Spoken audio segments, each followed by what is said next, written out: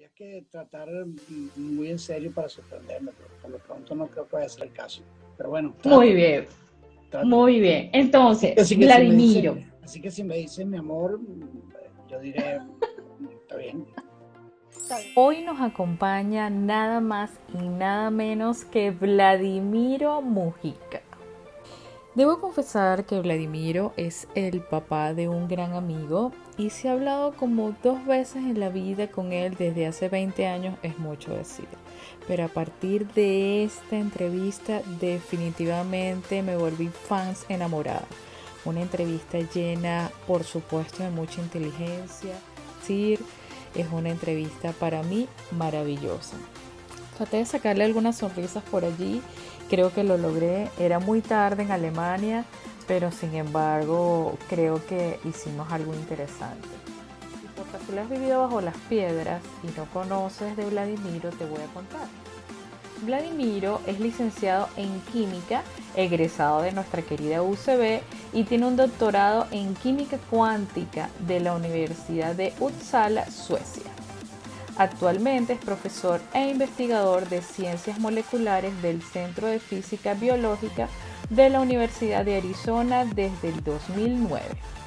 Ahora en Arizona es su residencia actual. Sus investigaciones están basadas en los campos de la química teórica, nanociencia, transferencia de electrones, energía solar, teoría de la relajación cuántica y nanofotónica.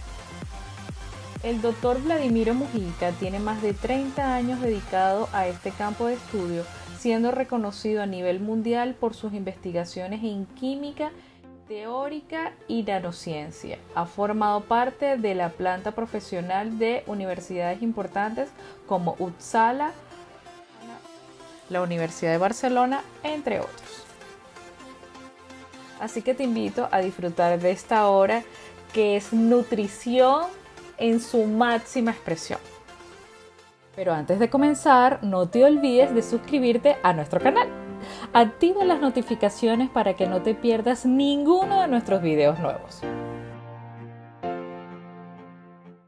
Entonces, Vladimiro, entonces vamos a comenzar así, o sea, en acento venezolano tratamos como de dar una óptica del venezolano en sí y de que logre cosas maravillosas, es como incentivar la parte positiva de Venezuela y dejar ese discurso de la Venezuela destruida, ¿no? Entonces, comencemos con la pregunta clásica. ¿Cómo ves tú a Venezuela? ¿Entiendes la Venezuela de ahorita? ¿Qué está pasando con Venezuela ahorita? Mira, yo veo a Venezuela, para tratar de ponerme a tono con tu pregunta, yo veo a Uh Venezuela -huh. con mucha preocupación y también con mucho optimismo. Uh Con mucha -huh. preocupación porque lo que ha ocurrido en el país y a lo que ha estado sometido el país en estos últimos 20 años ha sido una experiencia dramática para muchos venezolanos, ha sido una experiencia muy dura para nosotros como nación Uh -huh.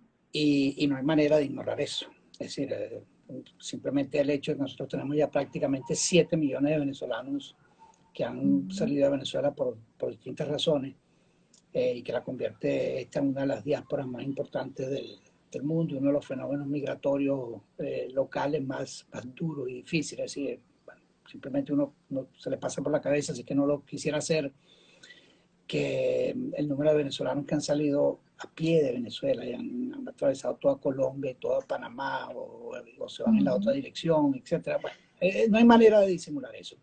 Luego tampoco hay manera de disimular que lo que pasa en el hospital de niños de San Bernardino, que por cierto queda muy cerca de donde yo en algún momento viví, no hay forma de ignorar la soledad a que están sometidos muchos venezolanos mayores, que todos los hijos se les fueron de Venezuela, y entonces es ya no la soledad de los hijos, sino la soledad de los padres y los abuelos.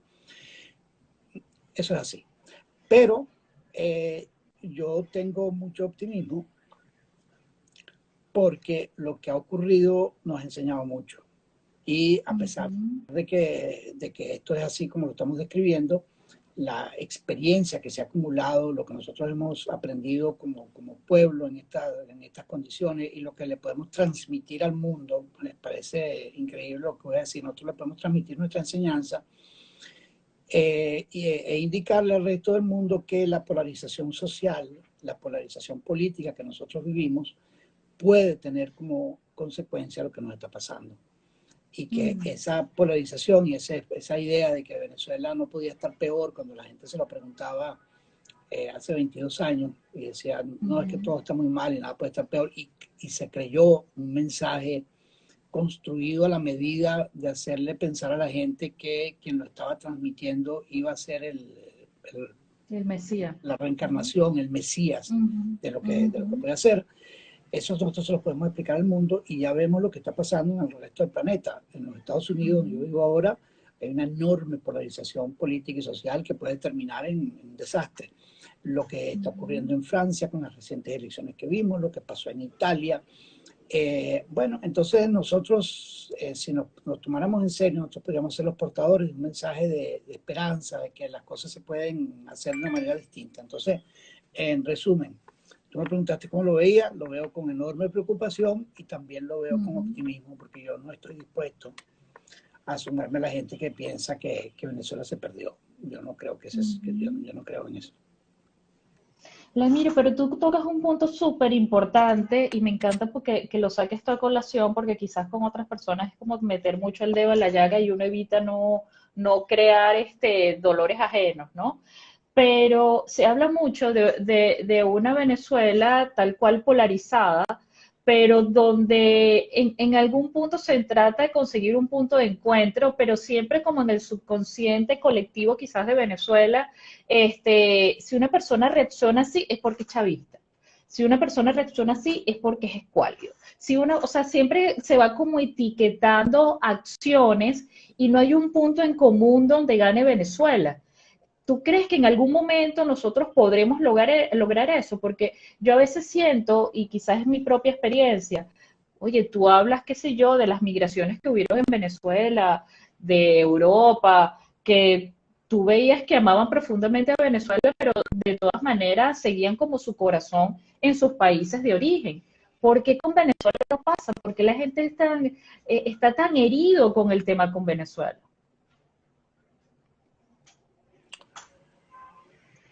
Mira, ahora a su vez es mi turno de alegrarme por tu pregunta. Porque, claro, porque me permite no solamente ahondar en el punto, sino ahondar en lo que tú llamas en la... Es decir, la polarización en Venezuela no tiene un origen que se pueda descartar que la polarización ha sido inducida. Es decir, la polarización no es un fenómeno natural, sino que la polarización ha sido inducida, la fractura de la nación ha sido inducida como una forma de controlar a la sociedad venezolana. Y esa inducción de la fractura tiene que ver con un modelo político profundamente autoritario, un modelo de populismo autoritario, como yo mismo lo he calificado. Bueno, tú sabes, porque ya veo que si no lo sabía, Froilán seguramente te lo contó. Yo escribo para varios periódicos y entonces yo he calificado todo esto como un modelo de populismo autoritario. Entonces, el populismo autoritario tiene una condición extrema, que es tratar de apoderarse de la narrativa de la utopía, tratarse de la narrativa del cambio e inducir una fractura en la población, sobre todo entre quienes han vivido por alguna razón en una situación ¿cómo llamarlo así?, venezolanos de segunda, y entonces se les abre se les dota de un lenguaje según el cual ahora es el momento de la revancha y es el momento de tener lo que no tuvieron presumiblemente porque alguien se lo tomó para ellos. Esa no ha sido la historia de Venezuela, pero eso es el lenguaje en política, tiene un efecto enorme, un efecto muy profundo que no se puede descartar. Y del otro lado de ese país polarizado, también se ha producido una narrativa que es tremendamente negativa, sobre todo porque no reconoce el error que se cometió en no atender las luces rojas que nos advertían que la democracia venezolana estaba en peligro y que estaba en peligro por las propias carencias de la democracia venezolana. Entonces, se trata de armar toda una narrativa, valga la redundancia, según la cual entonces todo se debe a la acción del populismo, a la conexión del populismo autoritario con otras naciones, etcétera. Y resulta ser que nosotros tenemos una responsabilidad, nosotros los defensores de la democracia, que creemos en la libertad, tenemos una responsabilidad muy importante en no haber hecho a tiempo lo que era necesario hacer para impedir que un modelo de estas características se apoderara de Venezuela. Ahora bien, esa es la historia, no sé, entrar en muchísimos detalles sería muy complejo. Pero entonces cuando tú dices, bueno, pero ¿por qué cuando intentamos acercarnos nos etiquetamos? Bueno, porque el etiquetarse se ha convertido en una naturaleza, en parte de la naturaleza nuestra. Pero es necesario pasar la barrera, pero hay que pasarla de manera realista. No hay que tratar no hay que intentar resolver el problema de Venezuela ignorando la naturaleza del adversario, porque yo no lo quiero llamar enemigo al que nos estamos enfrentando. Y no hay manera de transformar eso solamente en un acto voluntario de, bueno, nos queremos y tenemos que hacer así. No, es necesario hacer política ciudadana. Y la política ciudadana involucra responsabilidades. Y el involucrar responsabilidades, entonces allí tenemos un espacio para verdaderamente acercarnos. Y quiero terminar con un comentario, bueno, con esta pregunta que me parece muy importante, que es que nosotros estamos asistiendo en este momento a una suerte de recuperación de la economía en Venezuela. Alguna gente siente eso, alguna gente siente que la situación con el acceso a los dólares está mejor, que los salarios han mejorado un poco. Eso en buena medida es una recuperación falsa porque no atiende realmente a la gran mayoría del país. Pero sin embargo, hay gente que está dispuesta a decir, mira, ¿sabes qué? Economía, eso es lo único que a mí me interesa. Y entonces allí se comete otro error muy grave, que es lo que también nosotros hemos llamado la cohabitación con el gobierno de facto.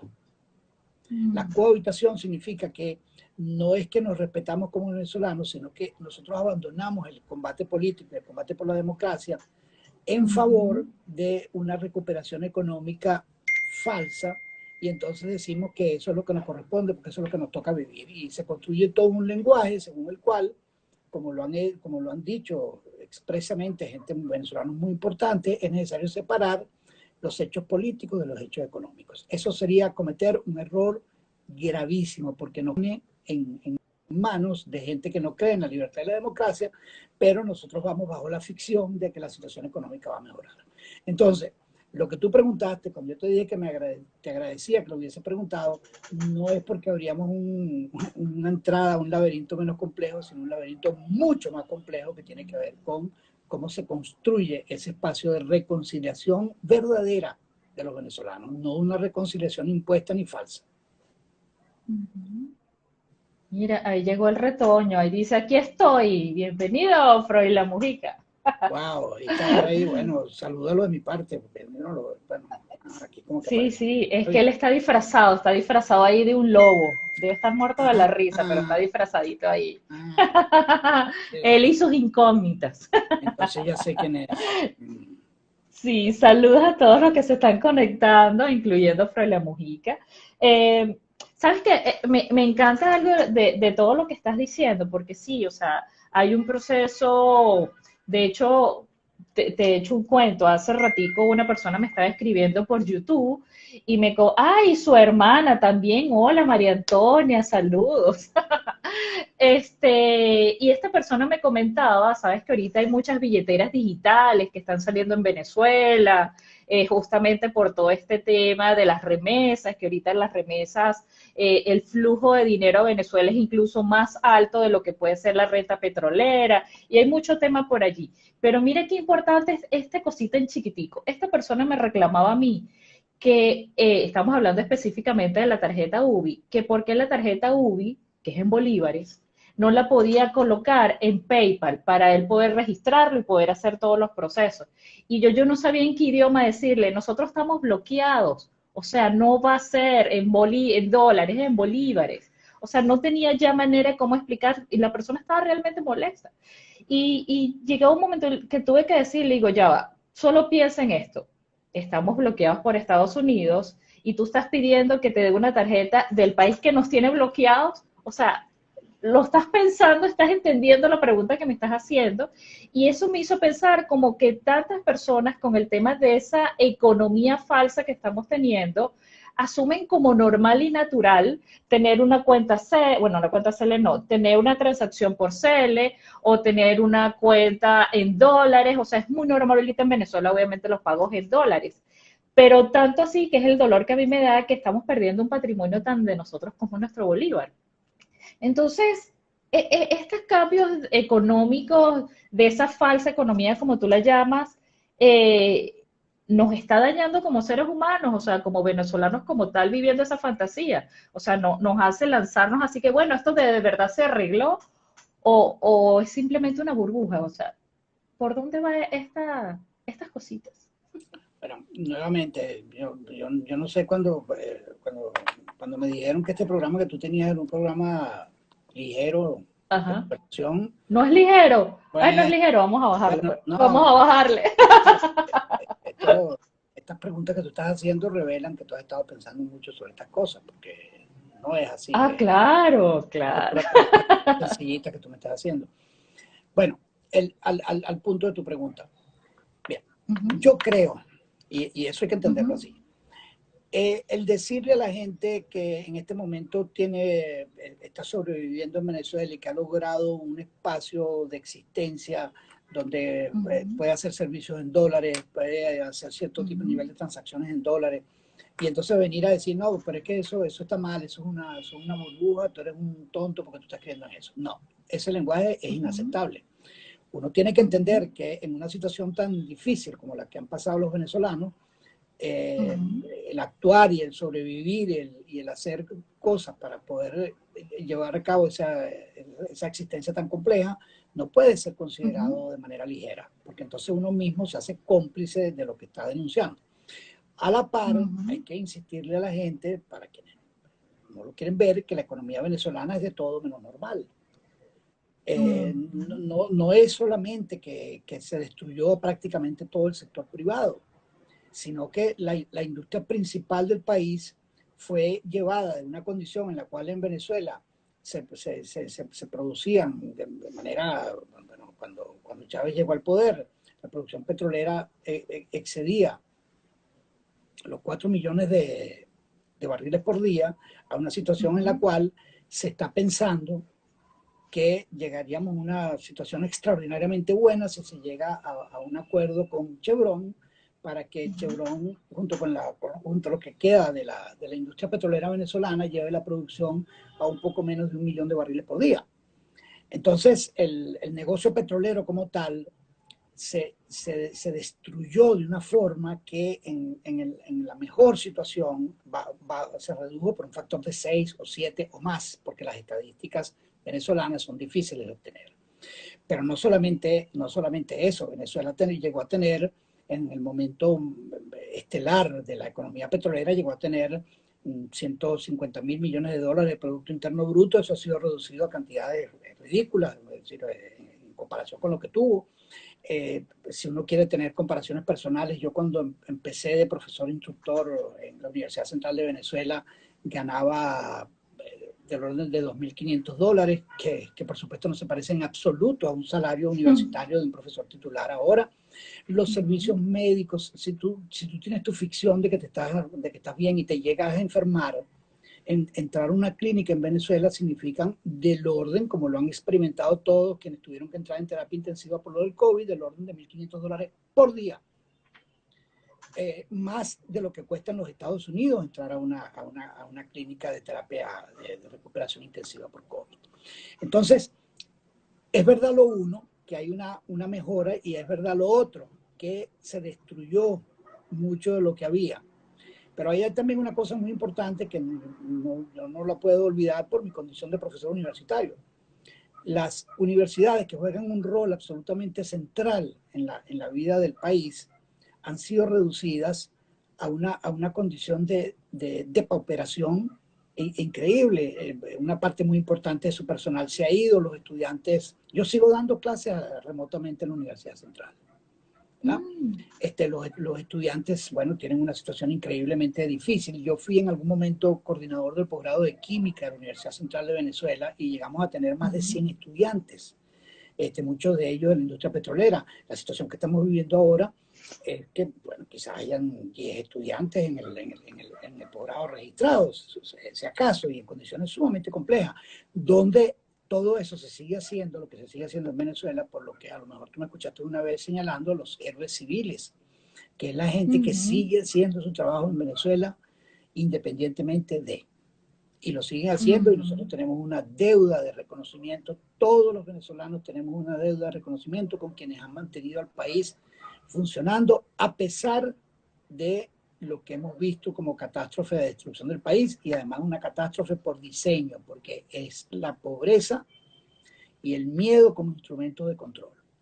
Entonces, las dos cosas son ciertas, es verdad. Si tú tienes una mejoría, bueno, vive la que quieres que te diga, pero a su vez es un error muy grave, pensar que esa mejoría es una señal de que el país realmente se está recuperando, porque la cohabitación no es una recuperación de Venezuela, es una forma de garantizar que la gente que está en el poder se quede en el poder para siempre, porque de eso se trata, de eso se trata, el hacer concesiones como lo están haciendo. Ahora, todo eso es cierto, pero tampoco se puede ignorar que quienes tienen la esperanza de cambio en Venezuela, y tú me preguntaste al comienzo que cómo la veía yo te dije, la vemos con mucha preocupación y con esperanza.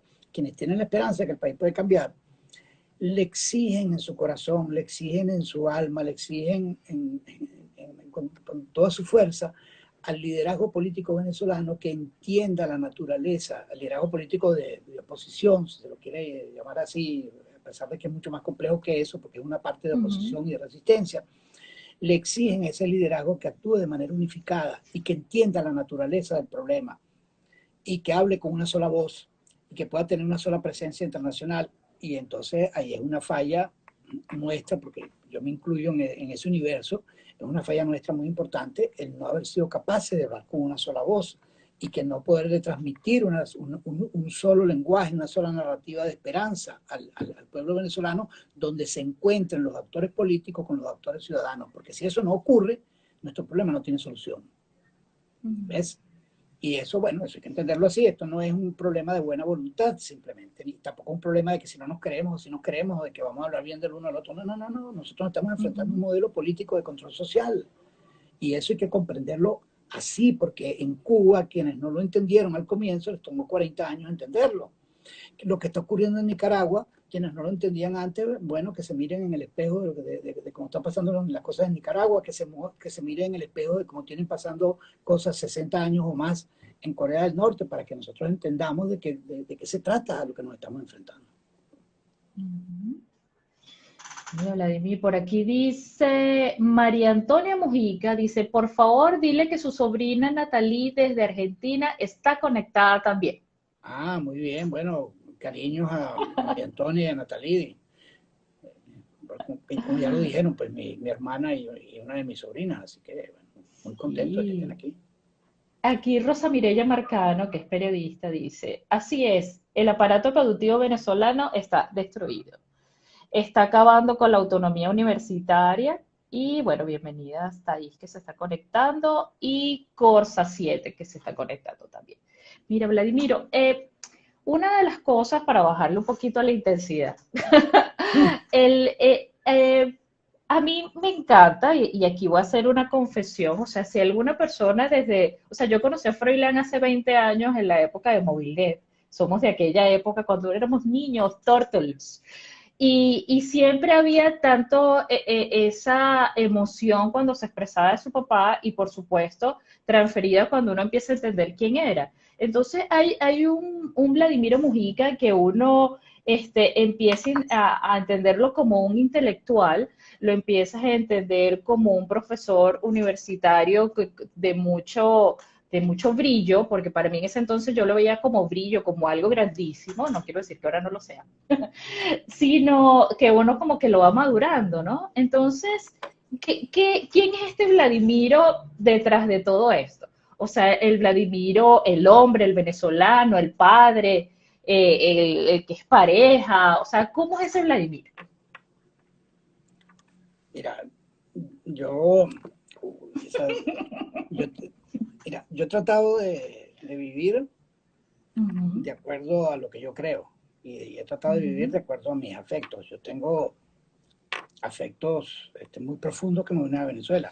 Y por supuesto, ya tú mencionaste a mi hijo. Bueno, mi hijo y yo hoy somos tremendos amigos. Nosotros hablamos cada 2 por 3, nos comunicamos con mucha frecuencia. La gente que nos conoce nos ve y dice, no, pero ustedes parece que son hermanos. Digo, no, nosotros no somos hermanos, pero ustedes actúan como si fueran hermanos, amigos. Digo, bueno, eso es posible. Eso incluye, podemos irnos en paseo en moto, en México, donde él está, etc. A su vez, bueno, Froilán tiene tres hijas, mi nieta. Bueno, entonces ahí hay toda una vinculación muy, muy estrecha con todo eso. A su vez, yo soy un creyente, un creyente muy, muy profundo de un poema de Khalil Gibran, donde se habla de los hijos como algo que uno proyecta, uno contribuye para proyectarlo y después sigue su vida. ¿Entiendes? Entonces yo respeto y admiro su vida y bueno, interactuamos porque somos amigos, pero yo no soy yo soy un padre cercano, mas no soy un padre posesivo. Entonces, bueno, y luego con toda mi familia es lo mismo. Yo tengo vínculos muy, muy cercanos con mi familia, incluidos con los que he tenido diferencias, porque yo creo en la reserva familiar y el espacio de reserva familiar es muy importante y es a veces el único que uno tiene. Luego, por lo demás, que yo soy canaqueño como el que más. Yo me crié en la parroquia La Pastora. Todavía todos nos acordamos la dirección de San Vicente Medina 78, en plena calle Real de La Pastora. Pastoreño, después de San Bernardino. A mí me gusta mucho decir, es verdad que yo primaria estoy en un colegio privado, en el Instituto de Educación Integral, pero yo soy esencialmente producto de la educación pública venezolana. Yo estudié en el Liceo Carlos Zulet y después en la Universidad Central de Venezuela. Y para mí, todo el discurso resentido sobre el que en Venezuela no existían oportunidades, no es cierto. Nosotros tuvimos muchas oportunidades y yo estudié y llegué a estar en la universidad sin que mi familia fuera de clase mediana, es decir, ahí no habían, nunca faltó nada, porque mi padre no hubiera permitido eso, pero nosotros en buena medida tuvimos que crecer rápido y hacer cosas rápido, a pesar de que siempre se nos apoyó. Entonces, yo vengo del sistema de educación público venezolano. Y las oportunidades que tuve, las tuve en buena medida porque ese sistema público me las dio. Y yo me fui a Suecia, que tú lo mencionaste antes, a hacer el doctorado con una beca venezolana, una beca de lo que entonces era el CEPET, que después fue el Foninvest. Y yo estuve 5 años en Suecia estudiando con una beca venezolana. Entonces, el apuntar que en Venezuela no habían oportunidades no es cierto. A su vez, tampoco es verdad que las oportunidades alcanzaban de todas maneras a todo el mundo. Y como dije antes, y eso no hay manera de escaparse, pues nosotros no atendimos a los semáforos rojos que estaban encendidos y que decían que aquí había gente que se estaba alimentando del resentimiento. El resentimiento es un veneno que no tiene límite, es un veneno que uno va ingiriendo durante su vida y luego lo ejerce en su vida y no tiene límite, no importa cómo se pretenda satisfacer a quien está resentido, porque quien está resentido está intrínsecamente destruido por el resentimiento. Lo que tiene que hacer la sociedad es crear oportunidades y luego exigirle a la gente que tiene resentimiento que actúen como ciudadanos. No aceptar la condición de victimización, porque la condición de victimización es imposible de superar. Entonces, bueno, cuando tú me estabas preguntando sobre mí, yo siempre he estado muy ligado en la intersección de las cosas políticas con cosas científicas. Lo he hecho desde que estaba niño. Yo en algún momento mi padre fue uno de los fundadores del Partido Comunista de Venezuela. En algún momento estuve muy ligado a eso. Después me separé del comunismo esencialmente porque dejé de creer en eso. Y dejé de creer porque vi con mucha claridad, a pesar de que en ese momento no lo percibí así, lo ver con mucha claridad, que el comunismo imponía restricciones a nuestra libertad de pensar, y yo soy estrictamente, en una situación muy general, un libre pensador, y yo no acepto la imposición de quienes pretenden que tú de este tema o este tema no discutas. Pero bueno, pero eso no me llevó a abandonar el tema político y lo seguí. Al final pasé bueno, yo era responsable de la Juventud Comunista en el Liceo Carlos Zulé, después pasé de ahí al Poder Joven, que es un movimiento de contestatario porque se produjo a raíz del Mayo francés en el 68. Luego estuve en el MAS, donde todavía sigue estando mi hermano Felipe Mujica, quien es en este momento el secretario general del MAS y antes fue el presidente. Me une una relación estrechísima con gente que ya no está, como Teodoro Peskov.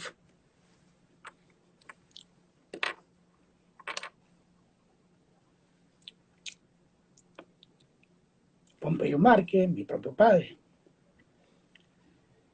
todo el pasado político, y eso me ha llevado pues a estar siempre en la intersección, como digo, de la política y la ciencia, y lo sigo haciendo porque yo creo que nosotros tenemos una responsabilidad muy importante que cumplir en todos los territorios de este montón. Así que bueno, ese es un resumen un tanto frío, un tanto emotivo, porque no hay manera No, pero de no estar en la intersección cuando uno empieza a traer todos estos recuerdos. Pero ahí tienes tu resumen. gracias. Por aquí tenemos Rosa Mireya que dice, cuando participaba en FANPUT tenía muchos admiradores, dice Rosa Mireya. Ah, Y por aquí María Antonia Mujica dice, como hermano es un ser especial, compañero, solidario, afectuoso, cercano, familiar, es mi hermano amado. bueno, ¿Qué tal? descripción más cercana que esa, difícil. Hermoso, no hay nada como la familia, para mí lo personal. Esa es la parte que me encanta cuando las familias se conectan y dan su testimonio. Ahí veo que Yo todos. quisiera, sí, sí, o sea, todos los que quieran mandarle mensajitos, este es el momento y le damos mucho cariñito con ese frío que debe estar en Alemania. Bueno, no está haciendo tanto frío tampoco. No está No está muy haciendo agradable el tanto clima. frío. Ah, No, muy bien, muy ya, bien. ya entró en serio la primavera, así que. Ah, bueno, eso hace diferencia. Eh, Así como para ir dando, ir cerrando y dándole una vuelta en positivo lo que es nuestro país, tú lo llamabas héroes civiles, quizás yo lo llamo héroes invisibles y quizás otra persona lo puede llamar desde otra manera, pero sí creo que hay muchos venezolanos, tal como lo estabas diciendo, echándole pichón y haciendo que las cosas pasen. Yo a veces digo que a pesar de toda la adversidad en Venezuela, es como cuando tú ves esa matica crecer en la acera, que aunque no es el lugar ideal para crecer, ellas siguen como dando su mejor contribución, ¿no?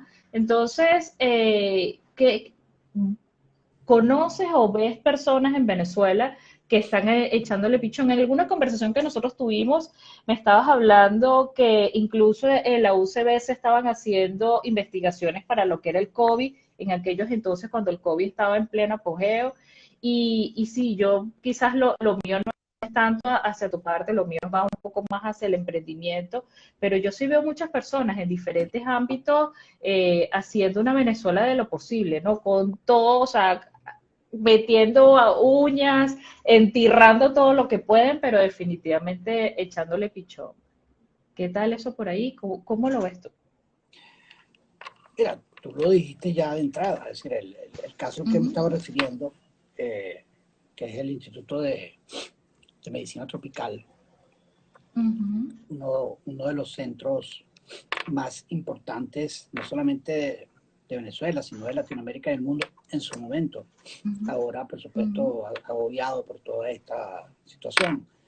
Pero allí hay un grupo dirigido por el profesor Oscar Noya y su esposa, que también es profesora en UCB, y ella además la directora del instituto, la profesora Belkicen de Noya. Ese grupo ha desarrollado un esquema absolutamente de vanguardia, donde, bueno, no voy a entrar en muchos detalles porque además tampoco tengo autoridad para revelar todos los detalles porque son algunos protegidos por son investigaciones confidenciales. Pero en esencia, allí se desarrolló una metodología para tomarlas, en el caso del ácido nucleico, pues del ARN, del virus, se toma un sector de esa gran molécula, se toma un sector que responda especialmente a unos mecanismos de identificación moleculares, se crean unas cosas que se llaman quimeras, así como la mitología, quimeras moleculares, porque son moléculas que no existen y que se forman de manera artificial en un laboratorio. Esas quimeras moleculares se ponen sobre una placa de detección y se puede hacer una plaquita muy pequeña del tamaño de una caja de fósforo donde cualquier venezolano la podría tener, y eso sería una forma de diagnóstico prácticamente inmediato de COVID. Wow. Y eso se puede hacer con otras cosas. Entonces, eso se ha hecho allí con un estudio y recursos computacionales locales, mandando las cosas a procesarse a otros sitios, porque los aparatos, para eso se necesita un aparato muy especial, que es un aparato de análisis basado en técnicas de resonancia magnética nuclear, que es un aparato costoso.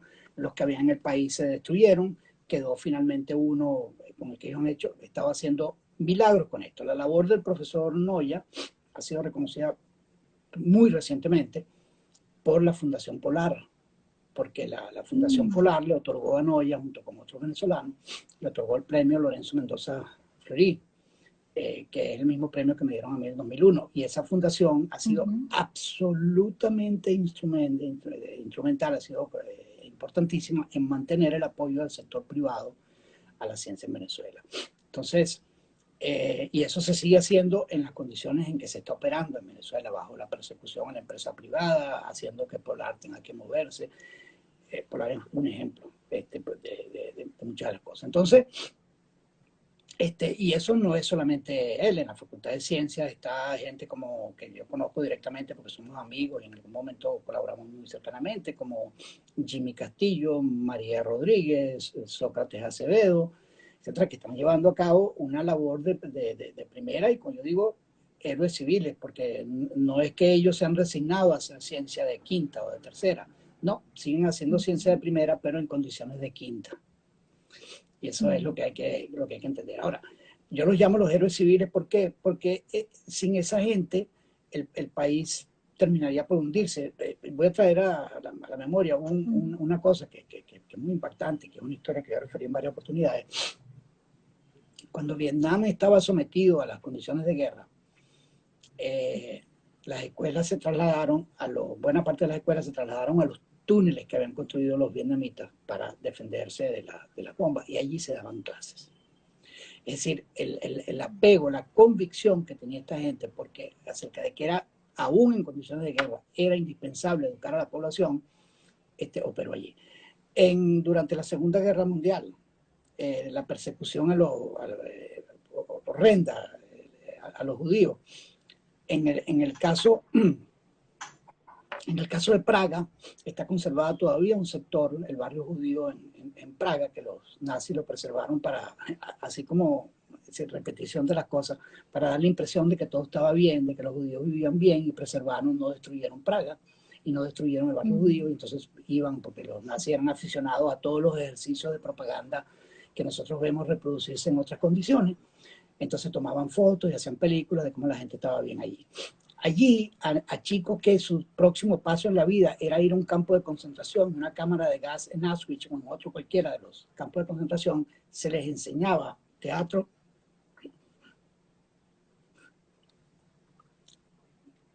música, a ser mejores humanos, y su siguiente paso era la muerte. Esa es la convicción de una gente que esos son los héroes civiles, los que aún en esas condiciones son capaces de llevar a cabo ese tipo de tareas. No, sería inmoral que nosotros comparáramos lo que está pasando en Venezuela con la persecución a los judíos. Es inmoral porque no tiene esa característica, pero hay ejemplos que son demasiado significativos de qué es lo que corresponde hacer y cómo hay que mantener viva la esperanza. De manera real, no simplemente con imaginación.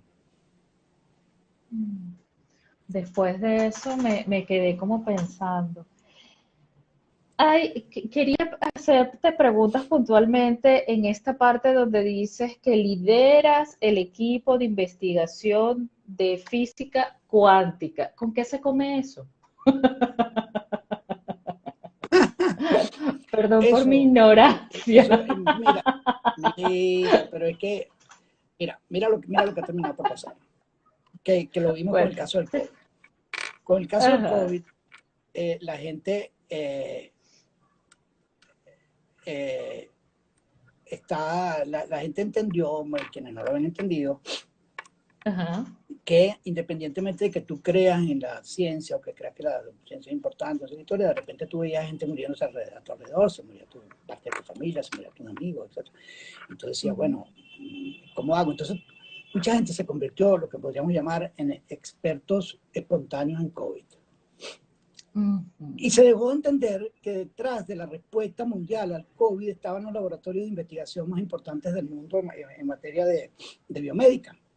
Y se dejó de entender ujú, que la razón por la cual se pudo secuenciar al virus prácticamente en cuestión de 3 meses y se pudo ser capaz de con esa secuencia poder apuntar al desarrollo de las 2 vacunas con tecnología ARN, la de Moderna y Pfizer, porque las otras son tecnologías un poco más tradicionales. Este, la gente simultáneamente veía que aquello funcionaba, cada quien tomaba posiciones personales y eso lo vimos como una cuestión tremenda de polarización y las redes sociales contribuyeron tremendamente a eso, porque entonces tú veías en redes sociales que aparecía un tipo que decía, ahora vamos a escuchar al doctor Mujica, que es experto en esto, háblenos del COVID, doctor Mujica, y decía, salía un doctor Mujica X y decía, todo lo del COVID es un espejismo y la gente se seguía muriendo con COVID. ¿Okay? Entonces, digo, no es para ujú, que nosotros creamos a pie juntillas en los argumentos científicos, pero sí es para que entendamos que no hace ujú, falta que uno crea en el tema de la ciencia para que la ciencia te afecte. Entonces, vamos a tu pregunta, ¿cómo se come eso? ujú, Bueno, se come entendiendo que los avances científicos han permitido que nosotros entendamos de una manera a la cual nunca tuvimos acceso cuáles son las características de la ujú, vida, cómo se comporta un organismo biológico, cómo responde un organismo biológico, por ejemplo, a la luz. Nosotros todos sentimos la luz, pero no es lo mismo cuando tú ujú, puedes entender con detalle que tu ojo procesa luz, que transforma el procesamiento de imágenes y se lo manda para transformarlo en impulsos eléctricos a tu cerebro y que tu cerebro toma decisiones basadas en esa información, porque tu cerebro directamente no puede procesar luz. Y entonces uno empieza a entender que todo ese conocimiento no es conocimiento espontáneo, eso depende de siglos de trabajo de la comunidad científica, de los científicos en distintas partes del mundo, y entonces eventualmente se puede llegar a ese nivel de conocimiento. Entonces la física cuántica, ujú, nuevamente de vuelta a tu pregunta, la física cuántica es la física de átomos y moléculas, y todos nosotros estamos formados por átomos y moléculas, y también es la física de ujú, partículas subatómicas, que son más pequeñas, electrones, etcétera, protones. ujú, ujú, Entonces, ocurre que la, la, esas partículas microscópicas no siguen las mismas reglas de las partículas ujú, macroscópicas, una pelota de béisbol, o un automóvil, si lo queremos llamar una partícula, un cohete o un avión. Esas ujú, tienen unas reglas que son las reglas de la física clásica. Y estas otras tienen una regla completamente distinta que son las reglas de la física cuántica. Y esas reglas de la física cuántica traducidas a la química se transforman en química cuántica, traducidas a la biología se transforman en biología cuántica, y no solamente gobiernan cómo se forman átomos y moléculas, sino cómo ocurren las interacciones que mantienen vivos a esos organismos. Y en particular hay interacciones que están involucradas en la síntesis de proteínas, en la forma en que nosotros respiramos, en la fotosíntesis, que están absolutamente controladas por fenómenos cuánticos. Uno de ellos tiene que ver con la absorción de radiación y el otro tiene que ver con cómo se transportan electrones, la carga eléctrica en esos sistemas biológicos. Entonces, ¿con qué se come eso? Bueno, entendiendo que nosotros creámoslo o no, lo que nosotros sabemos y en este momento podemos articular sobre el funcionamiento de nuestra vida depende del conocimiento que hemos venido adquiriendo. Cuando alguien, Dios no lo quiera, tiene un tumor en el cerebro, no se va a poner en manos de alguien que no tenga conocimiento, sino que la más delicada de las operaciones exige el más avanzado de los portadores del conocimiento. Y entonces, bueno, el teléfono celular, que es una maravilla que a todos nos, bueno, algunos de nosotros vivimos 24 horas al día pegados al teléfono celular, depende de un descubrimiento de la física cuántica crucial, depende de muchos, pero hay uno crucial que fue entender cómo se podía armar un transistor. Un transistor es una parte, un dispositivo microelectrónico o nanoelectrónico que funciona estrictamente bajo los principios de la física cuántica y que no se podría entender. Ahora resulta ser que tu teléfono y el mío y el de cualquiera tiene por lo menos 100 millones de transistores puestos en el procesador de tu teléfono. Entonces ocurre que los transistores, que detrás de eso hay un conocimiento de física cuántica fundamental, los transistores son el dispositivo que los humanos han fabricado más en toda su historia, más que tornillos, más que clavos, más que transistores. Entonces, bueno, todo esto lo digo para que entendamos que con la relación entre la ciencia y como nosotros somos como humanos y lo que hemos venido aprendiendo, hay una relación muy estrecha, a pesar de que muchos de nosotros no la entendamos. Y mucha gente le gusta el tema, bueno, que la gente que hace ciencia, bueno, son de tipos que no pueden hablar con nosotros. No, nosotros podemos hablar con todos. Y no solamente podemos hablar con todos, sino que si nos dan la oportunidad, podemos transmitir de una manera que sea perfectamente asequible. ¿Qué es lo que nosotros hacemos? Eso es distinto a entenderlo y poderlo hacerlo. Para entenderlo y poderlo hacer tienes que estudiar como estudié yo, como tiene que estudiar cualquiera que esté metido en esto, tiene que estudiar 30 años. ¿Ok? Si tú quieres estudiar tus 30 años, estudias de tu primaria, tu secundaria, tu licenciatura, tu doctorado, 30 años de estudio y después tienes que hacer 2 o 3 años de postdoctorado. Si tú quieres, pero eso no significa que tú no puedas hablar de eso. Y hablar de eso es transmitirle a la sociedad que la ciencia es una parte fundamental de nuestro crecimiento social y que el defender las instituciones donde se hace ciencia es esencial para que el país progrese. Entonces, ves, yo en vez de responderte tu pregunta directamente, a propósito hice Me encantó. una vuelta en espiral de por qué esto que nosotros hacemos, que la gente que hace ciencia hace, y me remití pues, a los casos del OCB que te mencioné, que no son los únicos. Bueno, ese es el asunto de estarle preguntando ese tipo de cosas a alguien como yo. Ay, no, pero me encantó. Mira, Vladimiro, yo te voy a confesar algo. Si antes yo sentía admiración por ti, ahora tienes una fans enamorada. Podría durar horas hablando contigo, horas. Pero sé que es tarde, sé que es tarde para ti. Me voy a tomar eso como un elogio a un mayor que se me dijera accidentalmente mi amor. No, me encanta, me encanta. Es que bueno, a mí siempre me ha gustado hablar contigo, pero, o sea, ahorita estoy fascinada, me encanta, todo, todo, todo.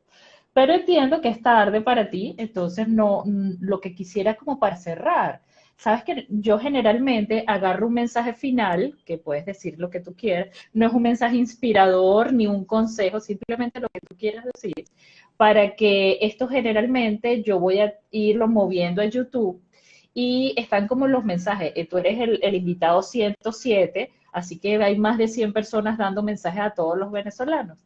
Y quisiera saber si tú quisieras dejarnos algún tipo de mensaje para que eso se replique y la gente siga apostando a nuestro gentilicio, porque a veces no sé si es a Venezuela, creo que es a nuestro gentilicio. Mira, pero primero te tengo que hacer una pregunta. Este mensaje que tú quieres, ¿cuántos minutos pretende tú que yo hable? Lo que tú quieras, si tú quieres durar 3 horas, bueno, yo aquí me busco una cotufa y te escucho. Bueno, está bien. Mira, el mensaje no va a diferir mucho de lo que ya yo he tratado de insinuar durante esta conversación. Nosotros como pueblo estamos viviendo una circunstancia muy compleja, una hora que en buena parte es una hora oscura, pero que también es una hora de esperanza. Y a nosotros nos toca, no hay manera de eludir el compromiso de contribuir a que esa situación se supere. Y los venezolanos no tenemos, tocaste un punto muy importante, el quejarnos no resuelve nada. Nosotros necesitamos entender y actuar. El quejarnos, bueno, es una parte de la condición humana. Uno se queja por las cosas tan duras que han estado tocando que ocurran. Es decir, las redes están llenas de gente pidiendo ayuda por X o cual condición. Pero los venezolanos tenemos que remontar, trascender la queja y transformar la queja en acción. Y esa acción no puede pretender ignorar los hechos políticos, no puede pretender ignorar que hay una responsabilidad ciudadana en actuar. No importa desde el ángulo donde uno esté, puede ser religioso. La iglesia venezolana ha jugado un papel importantísimo en mantener la esperanza viva en el país. La Conferencia Episcopal Venezolana en su momento ha hecho clarificaciones que son inclusive de mucha mayor profundidad cuando hablan de la necesidad de refundar al país que otras. Entonces, el mensaje, que es en cierta forma un mensaje en el que yo creo también como forma de mi vida. O sea, yo no estoy haciendo un mensaje que esto es lo que yo creo que ustedes deben hacer, no, esto es lo que yo creo que yo también debo hacer, porque nos toca esta circunstancia de un país que vive esta situación, y es necesario que nosotros como pueblo la superemos y logremos armar otra cosa. Lo que había antes ya no lo vamos a poder armar, y tampoco a lo mejor es necesario ni es deseable, pero sí estamos obligados a armar una cosa distinta que nos traiga un espacio de satisfacción que en este momento es muy difícil de ignorar. ¿Eso es un mensaje fácil de cumplir? No. Me refiero, no es una circunstancia de guerra abierta, es una circunstancia de guerra del gobierno de facto contra su propio pueblo, pero y con eso termino, uno de mis líderes, probablemente quienes me conocen saben que Churchill y Mandela, en buena medida, pero voy a citar a Churchill. Churchill fue absolutamente indispensable para que Europa y los Estados Unidos entendieran la naturaleza del nazismo.